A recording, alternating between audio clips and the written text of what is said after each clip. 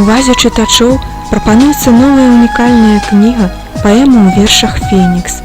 Гэта гімн адраджэнню чалавечай душы з попелу заняпаду, вызваленню з палону цёмных сіл. Сэнсам «Фенікса» з'яўляецца містычная барацьба. Не могучы самастойна адолець неймаверныя цяжкасці, гераіня просіць змагацца на сваім баку святога Юду Тадэвуша, Божую Маці, Хрыста.